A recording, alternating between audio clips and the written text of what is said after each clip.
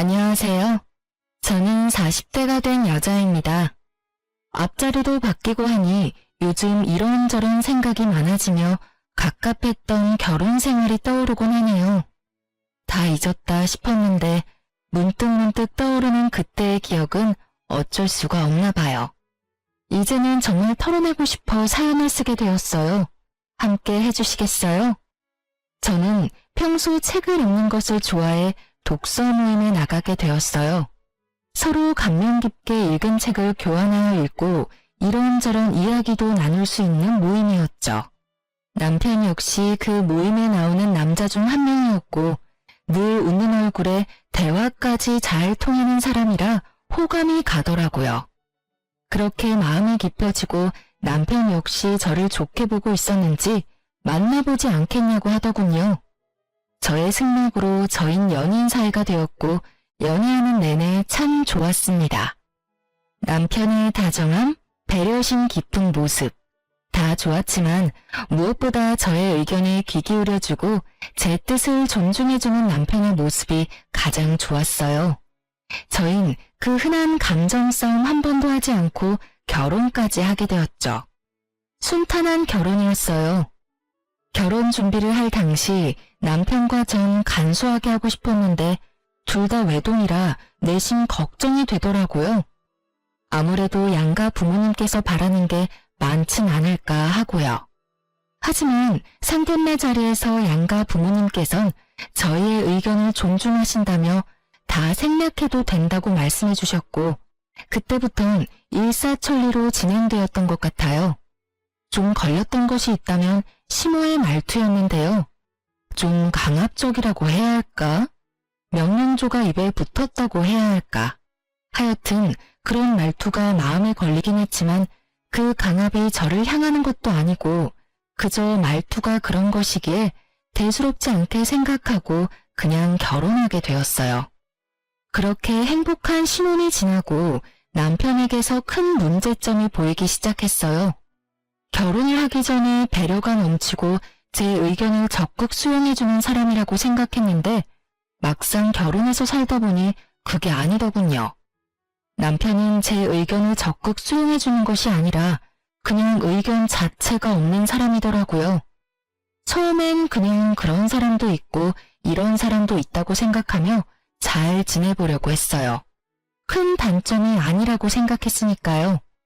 그런데요, 의견이 없는 사람과 산다는 것, 그건 생각보다 더 고된 일이었습니다.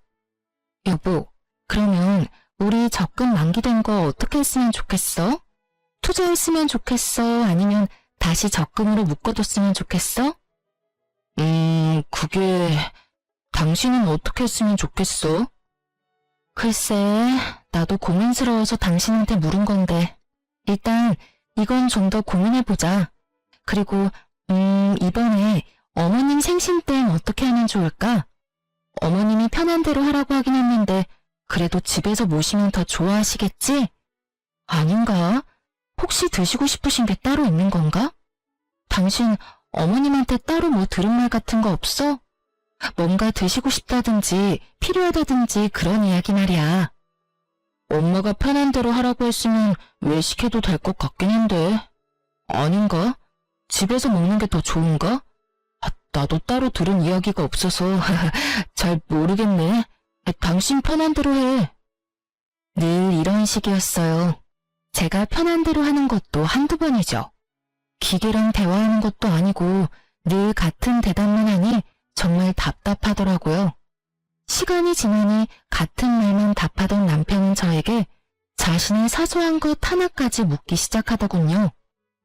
여보, 나 차 고장나서 수리 맡겼거든? 그런데 며칠 걸린다네? 아, 그래? 그런데 표정이 왜 그렇게 안 좋아? 혹시 사고 나서 고장난 거야? 어디 다쳤어? 아니, 그런 건 아닌데 나 출퇴근할 때 있잖아. 버스 타야 할까, 택시 타야 할까? 아, 지하철도 있지? 뭐 타고 가는 게 좋을까? 뭐?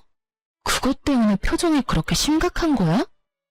그게 고민스러워서 난 정말 이런 거 결정하는 거 너무 힘들어. 뭘 그렇게 고민해. 회관 경로 검색해서 나오는 대로 타고 가. 그러면 되지. 그런 방법이 있었지? 그래, 알겠어. 이때까진 대수롭지 않게 생각했던 것 같아요. 그냥 답답한 사람이 걱정도 많다, 이런 식이요.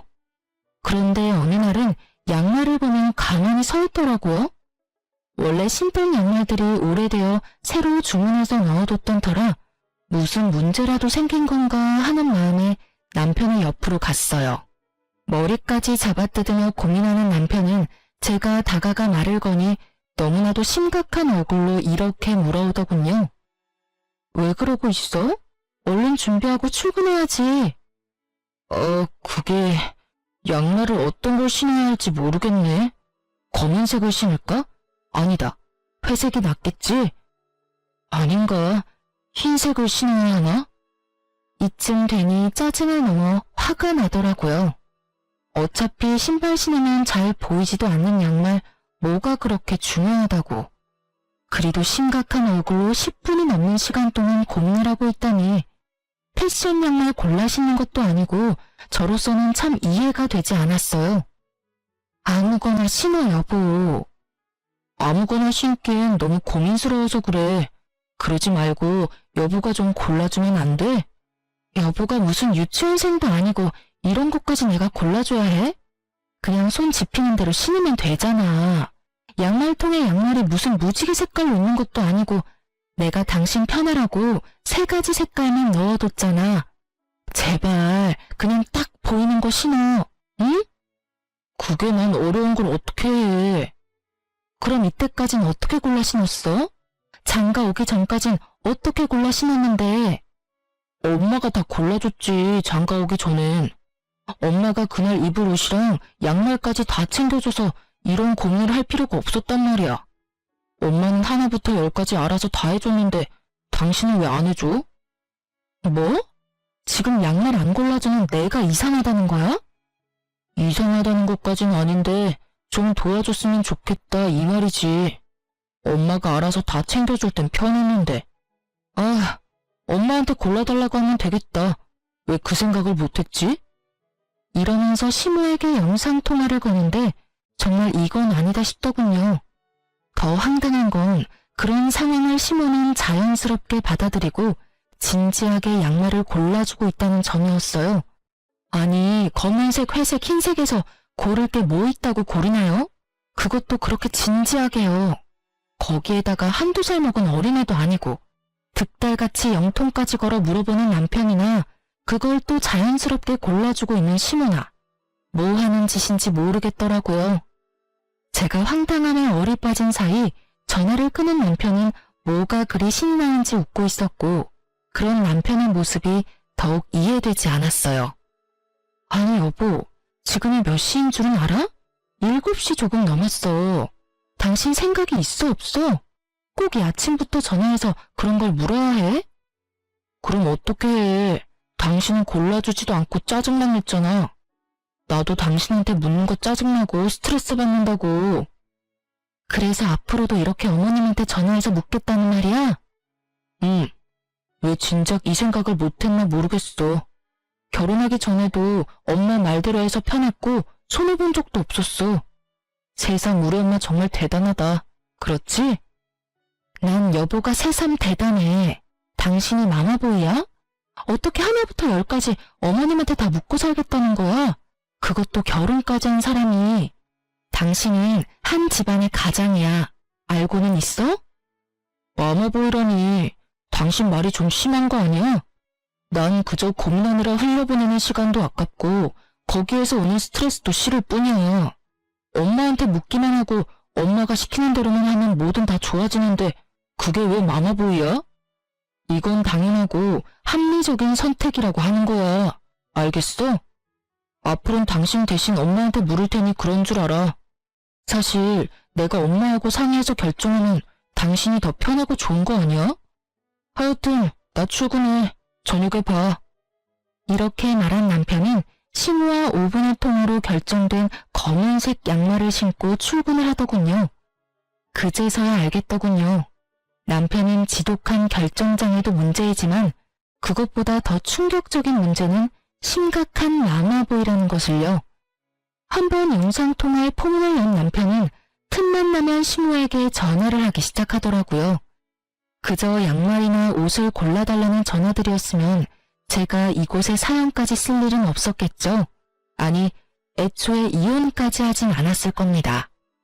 남편은 저와 일어나는 크고 작은 일까지 의견을 묻는다는 명목하에 다 알리기 시작하더군요. 친정아빠의 생신이라 당연히 참석해야 하는 자리에 사위가 가도 괜찮냐고 묻지를 않나. 친구 결혼식에 가려고 하는데 축의금은 얼마를 해야 하며 식사는 하고 올지 답례품을 챙겨올지도 묻더군요.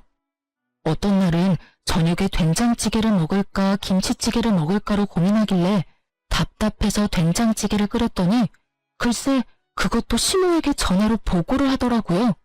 엄마, 오늘 난 김치찌개가 먹고 싶었거든? 그런데 집사람은 된장찌개를 끓였지 뭐야? 이럴 땐 어떻게 해야 해?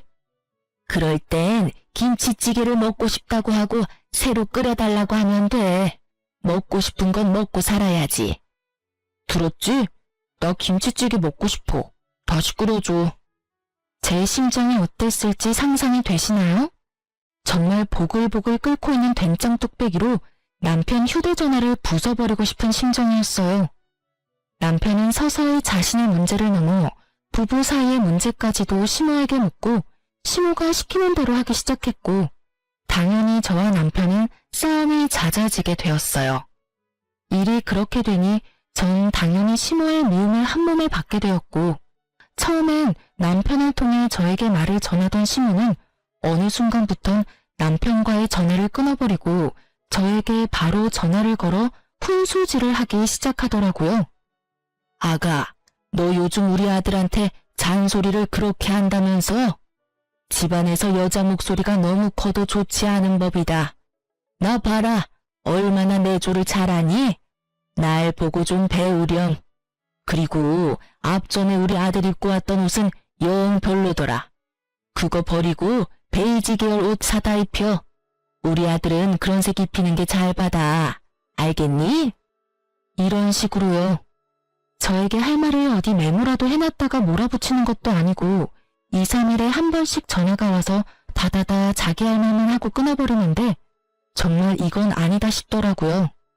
아주 시댁의 시자만 들어도 치가 떨리는 상황인데 참고 있던 저의 인내심을 뚝 끊어버리는 일이 일어나고야 말았습니다. 그날도 다른 날과 마찬가지로 퇴근을 하고 기쁜 마음으로 집으로 돌아왔어요.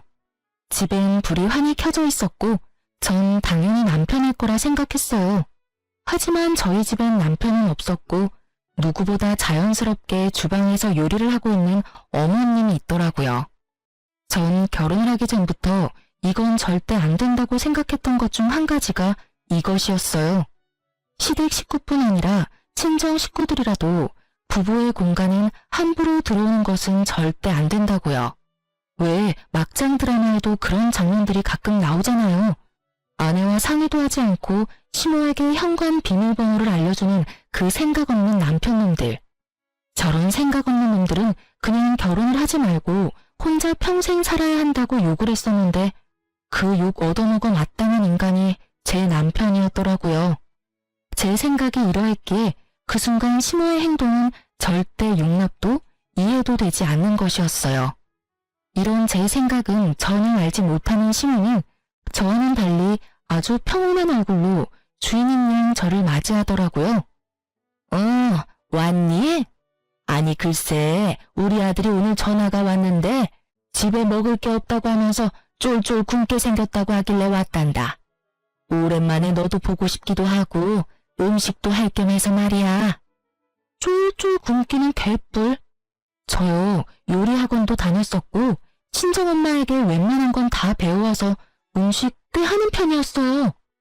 거기에다 요리하는 것도 좋아해서 냉장고를 비우는 일도 없었고요. 그날도 전날 밤에 미리 재워둔 갈비부터 해서 밑반찬 3가지, 묵국까지 한 끼는 제대로 먹고도 남을 음식들이 있었는데 왜 그런 전화를 했는지 도무지 이해가 되지 않더라고요. 이쯤 되니 남편은 그냥 저를 괴롭히고 싶은가 하는 생각도 슬슬 올라오며 저의 화는 더욱 솟구치고 있었죠. 그렇지 않고서야 일을 이렇게까지 만들 리는 없을 테니까요. 냉장고에 오늘 먹을거리 다 만들어뒀는데 그이가 못 봤나 봐요. 그렇지 않아도 봤는데 우리 아들이 먹을 만한 게 없더라. 우리 아들은 그런 거 싫어해. 너 그러고 서 있지 말고 얼른 옷부터 갈아입고 와서 옆에서 좀 보고 배워.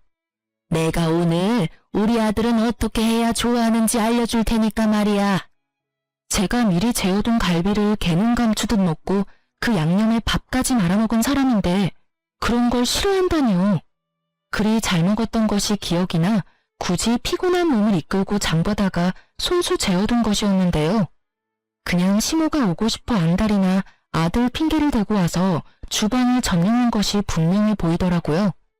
전 이대로는 안 되겠다 싶었고 일단 옷은 갈아입어야 했기에 방으로 들어와 옷을 갈아입으며 최대한 마음을 가라앉혔어요. 심호흡을 몇 번이나 했는지 몰라요. 아무리 이 상황이 황당하고 화가 난다고 해도 흥분을 한 채 어른에게 제 뜻을 전하고 싶지 않았으니까요. 그렇게 전 주방으로 향했고 여전히 바쁜 시모에게 최대한 정중하게 말을 했어요. 저 어머님 부탁이 있어요. 응? 부탁? 말해보렴. 앞으로는 저한테 먼저 연락하고 오시면 안 될까요? 그러면 제가 일찍 마치고 와 있을 수도 있잖아요. 오늘처럼 이렇게 아무도 없는 집에 들어와 있는 건 아무래도 제가 좀 그래요, 어머님. 부부 공간이기도 하고 집안 꼴이 엉망일 수도 있고요. 부탁 좀 드릴게요. 최대한 좋게 이야기했다고 생각했는데 시모는 그저 제 모든 것이 마음에 들지 않는다는 듯 들고 있던 국자까지 바닥에 내팽개치며 노발대발하기 시작하더군요. 뭐야? 내가 너 좋게 대해보려고 했는데 정말 안 되겠구나. 네가 뭔데 나한테 오라가라 하니? 여기 내 아들 집이야. 내 아들 집에 내가 오겠다는데 네가 뭔데? 제 집이기도 하니까요. 이 집 살 때 어머님 아들 돈만 들어간 거 아니고요. 제 돈도 반틈 들어갔으니 어머니 따지면 저희 부부집이죠. 아, 그러니까 네 말은 그까짓 알량한 몇 푼 보탰으니 네 집이기도 하다. 이 말이지? 그래서 나보고 앞으로는 발길도 하지 말라. 이 말이 하고 싶은 게야? 아니요. 아예 오지 말란 말이 아니라 언제든 와도 상관없는데 연락은 주고 오면 좋겠다. 이 말이에요. 이렇게 집주인도 없는데 들어와서 이러고 계시는 거 제 입장에선 좀 곤란해요. 기분도 사실 좋진 않고요. 내가 기가 막혀서 아니 다 됐고 그래서 얼마 보탰니? 이 집 사는데 네가 보탠 돈이 얼마야? 그건 왜 물어보세요? 내가 그 돈 줄 테니 그 돈 받고 내가 앞으로 비밀번호를 누르고 이 집에 들어오든 배를 누르고 들어오든 아무 상관도 하지 말아라. 그깟 돈 얼마나 된다고 네 집? 부부집이라고? 그게 어른한테 할 말이야? 그것도 시어머니한테? 정말 이 말을 듣는데 심장이 빨리 뛰기 시작하는 것이 느껴지더군요. 어른도 어른 나름이지. 더는 대접을 해줄 필요가 없다고 느낀 저는 그때부턴 참지 않고 시모에게 대응하기 시작했어요. 아니요, 그럴 필요까진 없고요. 제가 남편이 보탠 돈 돌려줄 테니 앞으로는 이 집에 발길도 하지 마세요. 그렇게 되면 서로 얼굴 붉힐 일도 없고 좋을 것 같네요. 시모 입장에선 제 말이 심하다고 느껴질 수도 있다고 생각하기는 합니다. 하지만 애초에 처음부터 제가 나쁘게 말한 것도 아니었고 좋게 이야기했음에도 불구하고 말이 통하지 않으니 좋게 이야기할 필요가 없다는 생각이 들더라고요. 그리고 다툼이 생기더라도 이참에 확실히 해놓지 않으면 앞으로 살면서 계속 이 문제로 크고 작은 언쟁이 오갈 것이 분명했기에 좀 강하게 나갔던 것 같아요. 시모는 이런 상황은 예상도 하지 못했는지 표정이 확 바뀌기 시작하더니 그때부턴 마구잡이 폭언이 시작되더라고요. 이 미친 것이 뭐야? 뚫린 입으로 한다는 말이 뭐? 발길도 하지 말아달라고? 오냐오냐 했더니 이년이 시댁 무서운지 모르고 말짓거리지? 너 오늘 잘 걸렸다. 오늘 내가 너 그 썩어 빠진 정신머리 확 뜯어 고쳐주마. 꿇어. 얼른 무릎 꿇고 손이 발이 될 때까지 빌어. 얼른! 제가 왜요? 제가 뭘 잘못해서 무릎까지 꿇어야 하나요? 전 절대 무릎 꿇을 생각도 손이 발이 될 때까지 빌 생각도 없어요. 아니, 애초에 잘못은 어머님이 하셨잖아요. 요즘 아무리 자식 집이라고 해도 아무도 없는 집에 이렇게 막무가내로 들어오는 부모님들이 어디 있어요. 저희 친정 부모님들은요, 사위 불편할까 싶어서 집에 찾아오지도 않으시고 친정으로 부를 때도 사위 일정 2번, 3번씩 물어보시고 컨디션 체크까지 해서 부르세요. 그런데 어머님은 제가 뭘 그렇게 잘못했다고 욕하면서 무릎까지 꿇으라고 하냐고요. 기어코 저의 입에선 쌓인 말들이 쏟아져 나와버렸고 제 말을 듣고 있던 시모는 사연은 차마 쓰지 못할 욕을 하기 시작하더군요. 각종 동물의 새끼들이 난무하고 제 어깨를 손가락으로 밀치기까지 하는데 차마 상종 못할 인간이라는 생각이 딱 들더라고요. 그래서 전 대화가 시작되기 전 혹시 모를 상황에 대비해 녹음 중이던 휴대전화를 버젓이 시모의 얼굴에 내밀었어요. 그러니 또 시모가 노발대발하며 물어오더라고요. 너 지금 뭐하니? 설마 녹음하니? 네, 다 녹음하고 있어요. 혹시나 하는 상황이 오면 이런 것도 다 증거가 된다고 하더라고요. 그래서 미리미리 증거 확보하고 있어요. 사실 증거용으로 녹음한 것은 아니었고 남편에게 네가 오늘 나에겐 단 한마디 상의도 없이 시모에게 현관 비밀번호를 알려줘서 이런 상황까지 왔다는 것을 들려주려고 녹음한 것이었는데 이게 이런 식으로 쓰일 줄은 저도 미처 알지 못했네요.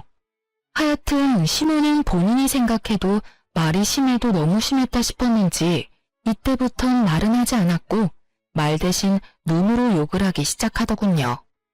그러면서 본인이 만든 음식과 식탁 위에 올려져 있던 한약을 챙기며 이렇게 말하더라고요.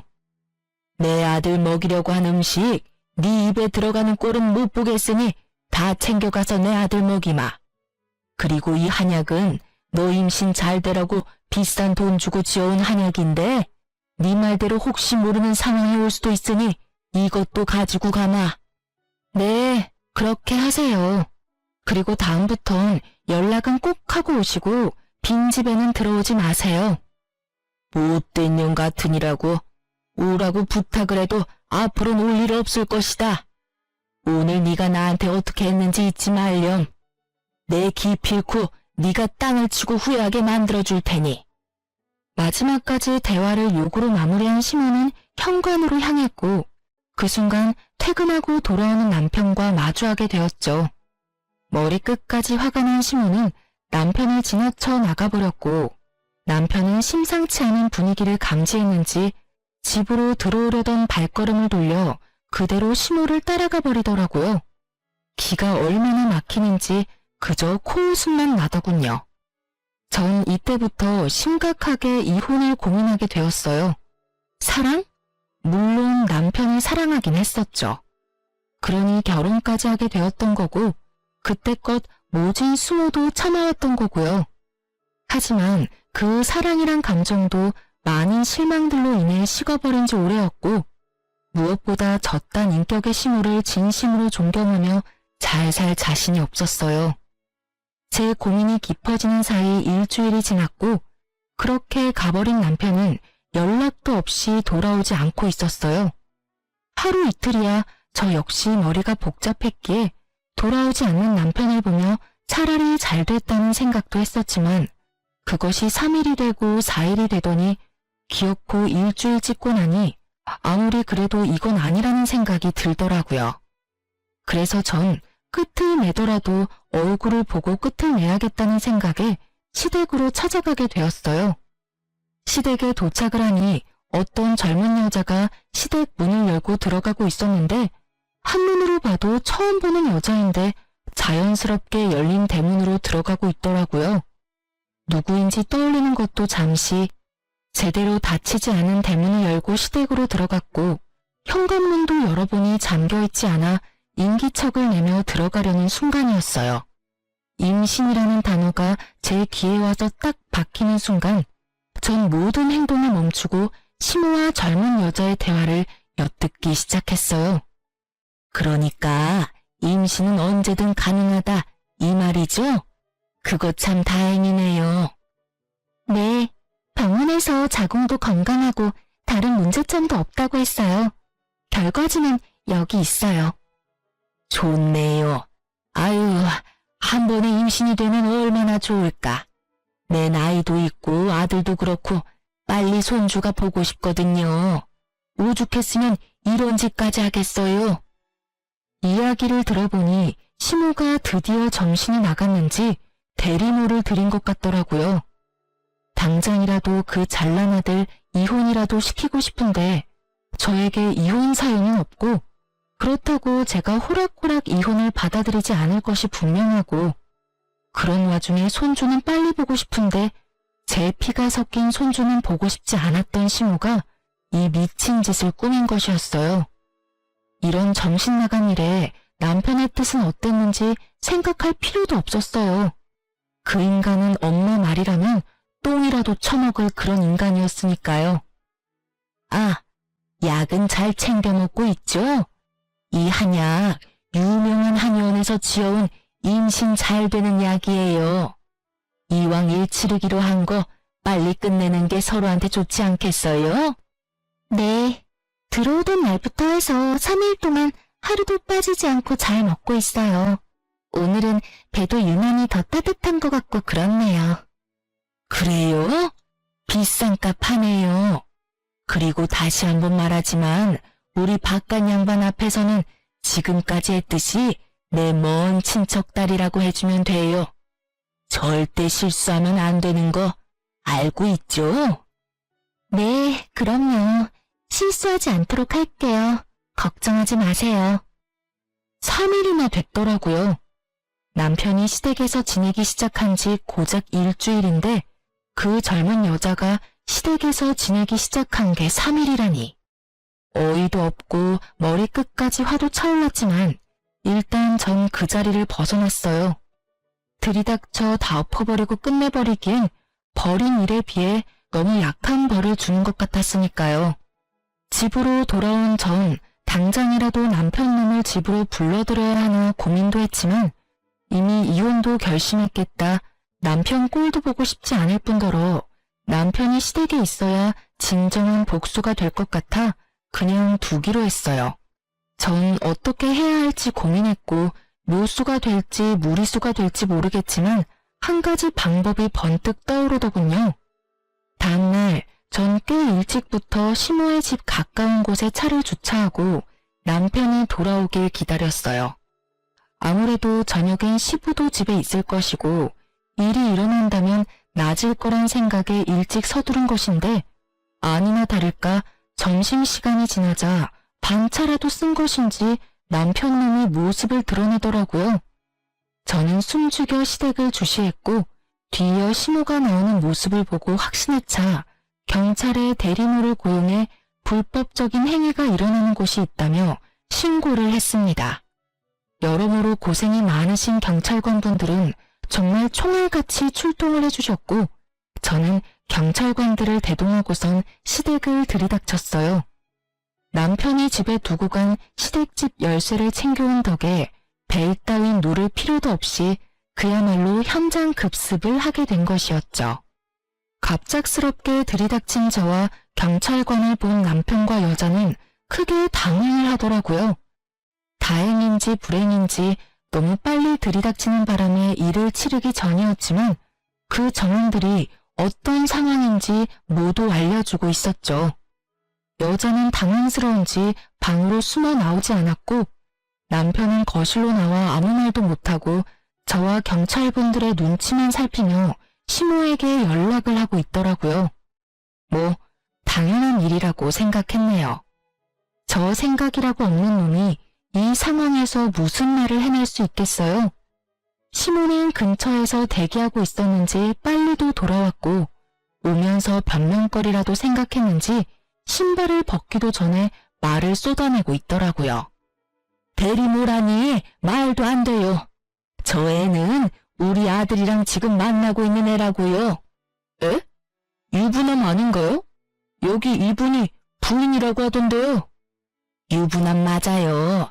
맞긴 한데 곧 이혼할 예정이라 별거 중이었어요. 아무래도 며느리가 큰 오해를 하고 신고까지 한 모양인데 절대 그런 거 아니니 이만 돌아가 주세요. 이혼이라뇨?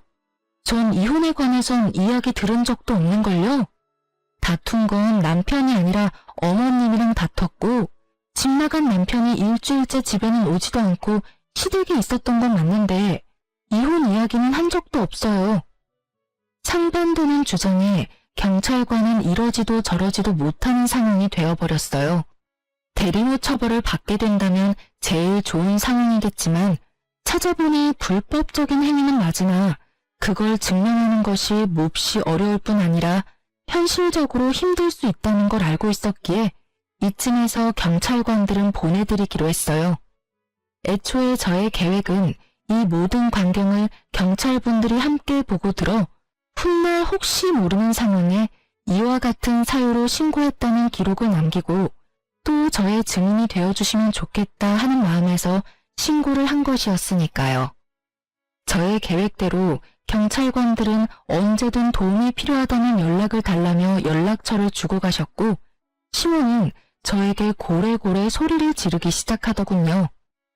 이 미친년아, 이게 무슨 짓이야? 경찰에 신고를 해? 네가 제정신이야? 누가 누구한테 해야 할 말을 하고 있는지 어머님이야말로 제정신이세요? 도대체 무슨 생각이면 이딴 짓까지 할 수 있는지 그 정신세계가 다 궁금하네요. 비치지 않고서야 이딴 짓을 벌일 생각을 하세요? 이렇게 된 게 다 누구 탓인데? 다 너 때문이잖아. 이게 왜 제 탓이에요? 미쳐도 곱게 미쳐야지. 왜 엄한 사람 탓을 하세요? 네가 날 무시해서 이런 일이 일어난 거다. 내 아들을 데리고 사는 주제에 네가 감히 날 무시해? 집에 발길도 하지 마. 연락을 해? 네가 내 말만 잘 듣고 그따위로 굴지만 않았어도 내가 이렇게까지 하진 않았을 거다. 이 모든 게 다 날 무시한 너 때문에 일어난 결과다. 이 말이야. 알겠니? 정말 정신이 나간 사람처럼 눈을 뒤집고 억지를 부리던 시모는 방에 숨어 떨고 있던 여자를 끌고 와 자신의 옆에 세우더니 이렇게 말하더군요. 난 얘를 내 며느리로 맞을 예정이니 넌 그런 줄 알고 당장 내 아들이랑 이혼해. 당장! 이혼하라고 하면 누가 겁낼 줄 아세요? 그깟 이혼 그렇지 않아도 할 거라고요. 돈 두둑하게 준비해두는 게 좋을 거예요. 저 소송에 하는 한이 있더라도 위자료 청구는 꼭 할 거니까요. 위자료? 우리가 왜 위자료를 줘야 하니? 그런 돈 먹고 죽으라고 해도 없다. 내 말 못 들었니? 우리 아들 이 여자랑 결혼시키려면 돈 들어갈 데가 한두 군데가 아닌데 너한테 줄 돈이 있겠니? 헛꿈 꾸지 말고 그냥 조용히 이혼이나 해. 알겠어?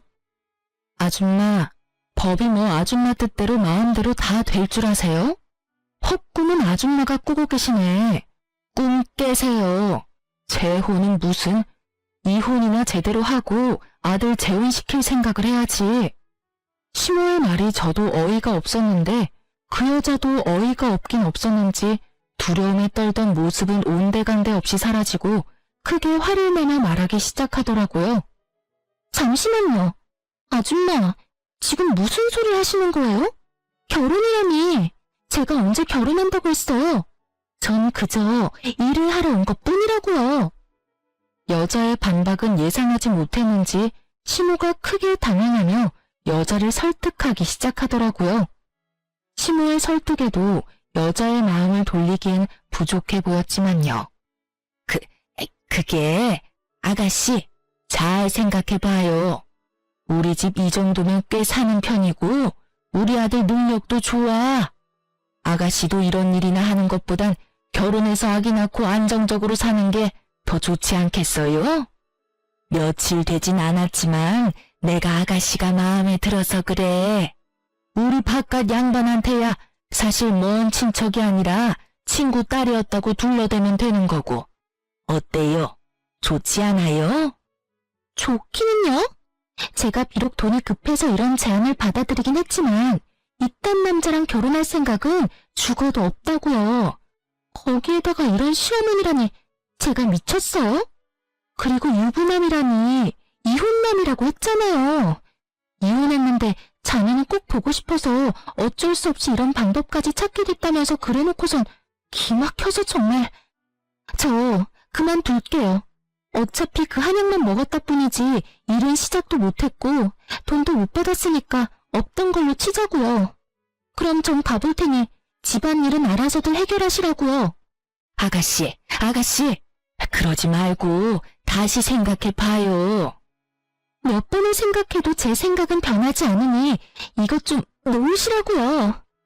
간절하게도 매달리는 시모의 팔을 뿌리친 여자는 자신의 짐을 챙겨 현관문을 열었고 그 순간 사람들이 우르르 넘어지듯 시댁으로 들어오는 것이 아니겠어요? 알고 보니 조용한 동네에 경찰들이 왔다 갔다 하니 궁금했던 동네 사람들이 시댁 앞으로 서성이기 시작했고 궁금증을 참지 못했던 몇몇 분들이 열린 대문으로 들어가기 시작하자 뒤따라 많은 사람이 들어오게 되었고 그렇게 모인 사람들은 현관 앞에 귀를 세우고 모든 대화를 엿듣게 된 것이었어요. 동네에서 온갖 고상한 척은 혼자 다 하며 시모 홀로 저 세상 우아한 척은 다 하고 다닌 것을 아는 저로서는 참 눈물나게 웃긴 상황이었지만 시모에겐 그만큼 치욕스러운 일이 없는지 얼굴이 홍당무처럼 붉어졌더라고요. 이게 무슨 개망신이야? 다들 뭘 보고 있어요? 당장 나가지 못해요? 시모의 호통에 다들 밖으로 나가긴 했지만 눈빛들이 초롱초롱한 걸 보아하니 중요한 내용은 다 들은 것 같더라고요. 시모는 이런 상황 역시 전부 제 탓으로 돌리고 싶은지 저에게 또 온갖 말을 쏟아내더라고요. 이게 다 미년 때문이라고. 이게 무슨 망신이야? 이제 동네에 얼굴을 어떻게 들고 다니냐 이 말이다. 이 와중에도 제 탓인가요? 정말 이 정도는 병이에요. 나한테 이러고 있을 시간에 병원이라도 가보는 건 어때요? 요새 정신병은 생각보다 좋다고요. 무엇이 어쩌고 저째? 너 내가 가만둘지 알아? 너 이렇게 독하고 되바라지지 못한 년이라고 다 소문내고 다닐 거다. 그렇게 되면 네가 얼굴이라도 똑바로 들고 다닐 수 있을지 알아? 네 인생 거기에서 끝이다 이거야. 아줌마, 명예훼손이라는 죄가 생각보다 커요. 그러다 제가 합의라도 안 해주면 어디 가야 하는지는 잘 알고 있죠? 깜빵 가야 해요, 깜빵. 뭐 생활비 안 들고 좋긴 하겠네요? 머리채 정도는 잡혀줄 요량으로 한 말인데 시모는 아무 말도 하지 못하고선 목덜미만 잡고 곡소리를 내고 있더군요. 마음에 담아뒀던 말도 다 했겠다. 상황을 보니 제가 거기에서 더 할 일은 없어 보이더라고요. 이미 제가 바랬던 것보다 더욱 만족스러운 상황이었으니까요. 전 한 가지 중요한 사실과 더불어 이혼을 통보하고선 시댁에서 나왔어요. 혹시 알아? 나 여기 들어오는 순간부터 시작해서 지금까지 다 녹음 중이야. 덕분에 이혼 과정이 좀 더 수월할 것 같네. 이혼 서류 보낼 테니까 도장 찍어서 법원으로 가지고 와. 그러면 법원에서 보자. 혼자 오기 그러면 네 엄마랑 오든가 해. 전 집으로 돌아왔고 실시간으로 변하는 감정 앞에 울다가 웃다가를 계속해서 반복했던 것 같아요. 생각보다 더 잔혹했고 더 아프더라고요. 그렇게 감정의 널뛰기 속에서 헤어나오고 있는 순간 시모와 남편이 찾아왔더라고요. 그 순간에도 남편은 입을 다물고 있었고 시모가 주도해서 말하기 시작했어요. 예, 일이 이렇게까지 됐는데 계속 같이 살라는 말은 하지 않으마. 이혼은 물론이고 조건도 다 맞춰줄 테니 부탁 한 가지만 들어주면 안 되겠니? 부탁이요? 그래, 뭐 어려운 건 아니고 혹시나 우리 영감한테 연락이 와서 이혼하는 이유에 관해서 물으면 그냥 성격 차이라고 해주면 안 되겠니? 오늘 있었던 일은 제발 비밀로 좀 해주렴. 찾아와서 한다는 말이 고작 그거예요? 그럼 부탁하기 전에 저한테 사과라도 해야 하는 거 아닌가요? 당신도 그래. 이런 상황에서도 입국 다물고 있는 게 말이 돼? 나한테 안 미안해? 나한테 할 말이 전혀 없냐고. 미안해, 여보. 내가 다 잘못했어. 그러니까 엄마 말대로 아버지한텐 제발 비밀로 해주라. 아버지 알면 진짜 큰일 나. 왜? 아버님이 아시면 큰일이라도 나나 봐. 그야, 당신도 잘 알잖아, 아버지 성격. 아버지가 아시는 날엔 모르긴 몰라도 집에서 쫓겨날 거야. 그게 겁나는 인간이 그딴 짓을 해? 엄마가 괜찮다고 했단 말이야. 넌 엄마가 죽으라고 하면 죽을 거야? 됐다 됐어. 내가 너 같은 마마보이랑 무슨 말을 하겠어? 아, 일단 알겠으니까 네 엄마 데리고 좀 가. 두 사람 계속 보고 있다간 정말 큰 사고 칠 것 같으니까. 두 사람은 몇 번이나 정말이냐며 되묻더니 돌아가더라고요. 전 정말로 아버님에게 알릴 생각이 없었어요. 왜냐고요? 이미 아버님은 알고 계셨으니까요. 제가 시댁에서 나오는데 실행력 하나는 끝내주는 동네분이 이미 아버님에게 전화를 걸어 모든 사실을 알리고 있더라고요. 그러니 두 사람의 애원대로 제가 비밀로 한다 한들 이미 소용없는 일이지 않겠어요? 그 비정상적인 집안에서 유일하게 정상적인 분이 아버님이시니 두 사람의 앞날이야 뻔했죠. 아니나 다를까 퇴근을 하신 아버님은 시댁을 뒤집어 엎어버리고 저에게 전화를 주셨더라고요. 수화기 너머로 들려오는 심오한 남편놈의 흐느끼는 소리가 참 들을만하더군요. 아가야, 이야기 다 들었다. 내가 너에게 너무 미안해서 어떻게 미안하단 말을 전해야 하는지 모르겠구나. 정말로 미안하구나. 내가 너를 대신해서 두 사람에게 크게 한 소리 했다. 아무리 정신이 나갔다고 해도 어떻게 그런 짓거리까지 할 수가 있는지. 너도 그렇다. 그런 일이 있었으면 혼자 끙끙거리지 말고 나한테 알렸어야지. 혼자 얼마나 힘들었을 거야. 내가 정말 그 말을 듣는데 우리 아가가 혼자 힘들었을 생각을 하니 억장이 다 무너져서 혼났어. 좋지도 않은 일 일찍 아셔봤자 이렇게 속상해하실 게 뻔하니 입이 안 떨어지더라고요. 죄송해요. 네가 죄송할 게 뭐가 있어? 내 걱정에 그런 걸 나도 다 알고 있는데. 어찌되었든 난 이 인간들한테 어떠한 도움도 주지 않을 테니 네가 하고 싶은 건 다 하렴. 알겠니? 네, 알겠어요. 그렇게 말씀해 주셔서 감사해요.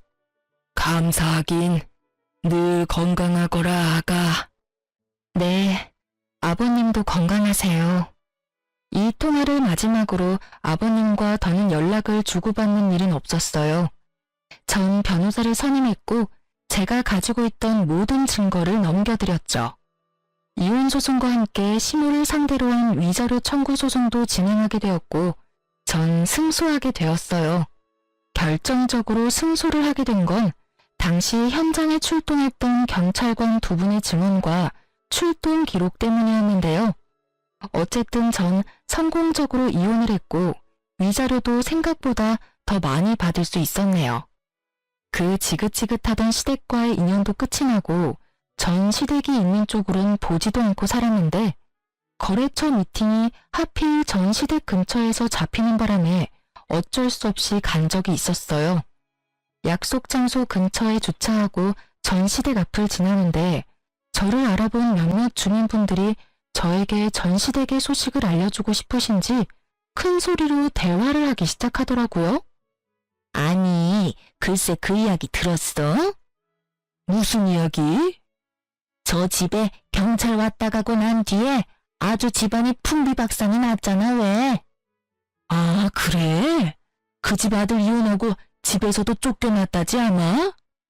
그딴 짓을 했는데 집에서만 쫓겨났겠어? 회사도 잘렸다던데. 마침 마트 집 딸이 저 집 아들이랑 같은 회사를 다녔지 뭐야. 바람이라고 하든 사랑이라고 하든 엄연한 범죄인데 회사에도 소문이 쫙 돌아서 결국 잘렸다고 하더라니까. 그거 참 꿀 좋다고 생각하며 걸음을 서두르려는데 아직 남은 이야기가 있는지 저를 따라오며 대화를 하시더라고요. 그런데 아들은 그렇다 치고 그 옆에 애는 왜 안 보여? 에?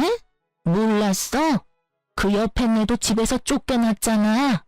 집안을 풍비박산을 내놨는데 안 쫓겨나고 배겨? 온 동네를 누비고 다니면서 온갖 고상한 척은 혼자 다 하더니 결국 이혼당하고 집에서 쫓겨나고. 그러게 장가가면 내 아들 아니다 하고 살아야지. 요즘 시댁이 옛날 시댁이랑 같나?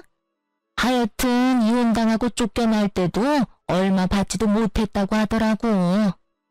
그 나이에 쥐꼬리만한 돈 받아서 쫓겨났으니 노년 참 고달프게 생겼어. 어머, 그래서 요즘 안 보였나 보네. 난 또 창피해서 밖에 안 나오는 건 줄 알았지. 그 옆에 내 얼굴에 철판이 얼마나 두꺼운데 그런 일이 있었다고 집에 처박혀 있겠어? 아마 모르긴 몰라도 이혼 안 당했으면 아무 일도 없었다는 듯이 온갖 고상한 척은 다 하면서 다녔을 거야. 그 꼴 안 봐도 돼서 얼마나 다행인지. 아, 그리고 들어보니까 끼고 살던 아들이랑 나란히 쫓겨나서 다른 동네에서 월세방 얻어서 살고 있다고 하더라고. 제가 알기론 전 시댁에 재산이 조금 있기도 했고 아버님이 일도 꾸준히 하셔서 두 사람 다 돈 걱정 한번 해보는 일 없이 살았던 걸로 알고 있는데 이야기를 들어보니 노후가 꽤 볼만하겠더라고요. 그나마 모았던 전신의 비상금도 위자료로 저에게 다 준 것으로 알고 전 남편 역시 남은 돈이 얼마 없는 것으로 알고 있으니까요. 거기에다 직장까지 잃었으니 절망스럽겠네요. 아, 아닌가요?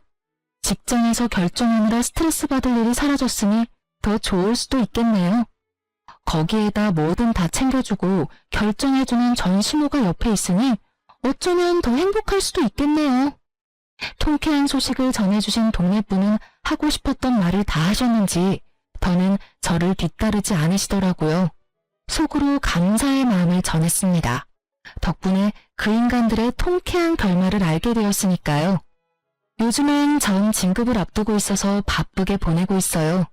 그 끔찍한 마마보이와 이혼을 한 지도 벌써 5년이란 세월이 흘러갔네요. 이렇게 보니 새삼 시간이 참 빠른 거 있죠?